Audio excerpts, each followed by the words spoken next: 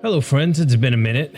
I kind of had to take some time away from the pod. I went to go visit family, and that became an extended little vacation along some other projects that I needed to get done. If you guys didn't know, I host a show at the Ranger Stop and Pop Show convention where I get to talk to and sit down and celebrate some amazing actors in the Power Ranger universe. I'm a geek. I gotta admit it.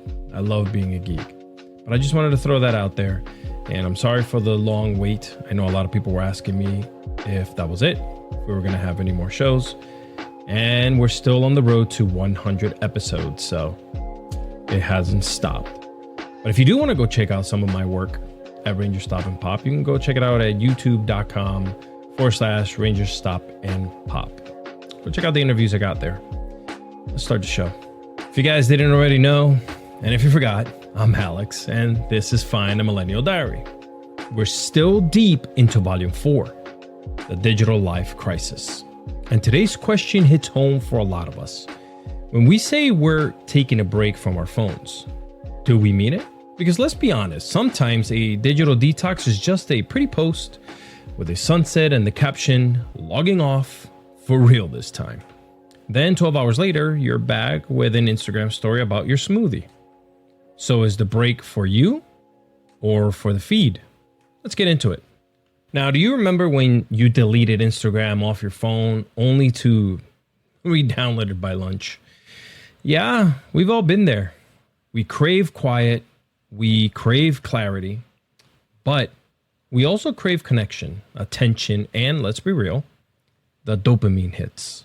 And that makes unplugging, well, complicated. We live in a world where even our absence is content. Announcing your digital detox has become part of the performance cycle. The goodbye post, the curated photo dump, the promise to be more present. But true presence doesn't need to be announced. It just needs to be felt. The problem is, we are so conditioned to performance that even rest becomes just that, performance. Let's talk about why we try to unplug. You see, we're overwhelmed. We feel comparison fatigue. We're chasing authenticity.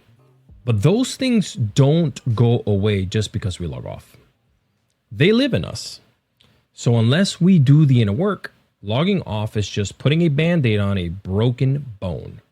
You can delete TikTok, but self-doubt, well, that's still there. You can unmute, you can mute, you can do all of that stuff. Everyone on Instagram. But the insecurity, well, that still whispers. You see, there's a difference between intentional rest and digital withdrawal dressed up as wellness. True rest is quiet. It's very boring. It's not aesthetic. It might look like sitting with discomfort, napping without guilt, doing things that never get posted.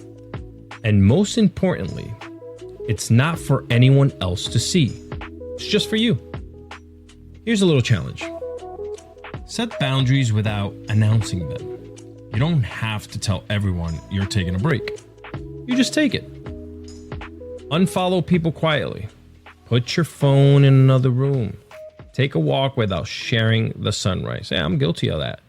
That's where the healing lives, in the space no one claps for. You see, maybe you don't need a detox. Maybe you just need permission. And here's the wild part. Maybe we don't need some type of dramatic detox. Maybe we just need permission to not always be on, to not reply instantly, to not share everything, to not chase relevance. You don't need to leave the internet forever. You just need moments of being fully in your life, not your digital one. So let's answer the question, are we really taking time to heal offline or just performing boundaries for the likes? Sometimes a digital detox is real. Sometimes it's theater. But the goal isn't to disappear, it's to reappear more grounded, more whole. All right, guys, on the next episode, TikTok gave me whiplash because we can't talk about healing from tech without tackling the app that has us scrolling, swiping, and spiraling on a loop. As always, you can head over to alexiscardoza.com to connect, follow, and vibe. You can find the podcast on Apple or Spotify. And hey, if you're watching right now here on YouTube, subscribe to the YouTube channel. If you haven't, make sure you do. We're still chasing that 10,000 mark, and I want you to be a real big part of that. Rest quietly, live offline a little, and remember, this is fine. Goodbye.